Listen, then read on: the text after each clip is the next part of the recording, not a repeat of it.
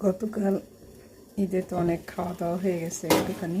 আমি সাধারণত এতটা বাইরের খাবার তো খাই না।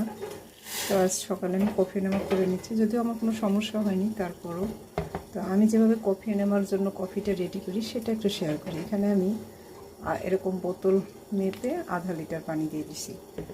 আধা লিটার, আমি যেহেতু 1 লিটার দিয়ে করবো, আধা লিটার পানি দিয়ে দিছি। এবার যেটা করব যে কফি, যেটা আমি 1 চামচ দিয়ে দিলাম পুরো, এটা এখন জাল হবে। এটা একটু জাল হোক কফিটা।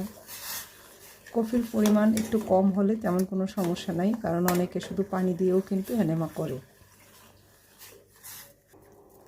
অনেকেই বলছেন যে কফি এনেমা নিয়ে একটা ভিডিও করেন, কফি এনেমা অনেক ভয় লাগে। আসলে ভয়ের কিছু নাই।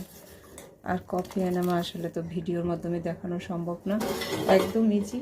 কফি এনেমা কিটের সাথে যে ছবি থাকে ঠিক সেইভাবে এটা জাল হয়ে গেছে, আমি বন্ধ করে দিই। আর এই আধা লিটার পানি আমি এখন অ্যাড করে দিই, তাহলে তাড়াতাড়ি ঠান্ডা হবে, আমি তাড়াতাড়ি ব্যবহার করতে পারবো। এখন এটা একটু ঠান্ডা হলে আপনারা যে থার্মোমিটার দিয়েও মেপে দেখতে পারেন, বা যে আঙ্গুল দিয়ে দেখবেন যে আপনি এটা কতটা নিতে পারবেন আপনার শরীরে, যেহেতু আমার শরীরে এটা যাবে।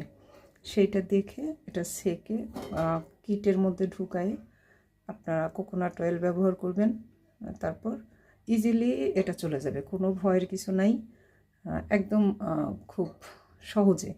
আর কফি এনেমা কেন করবেন সেটা নিয়ে অনেক ভিডিও আছে, সার দেন, সেগুলো একটু দেখে নেবেন।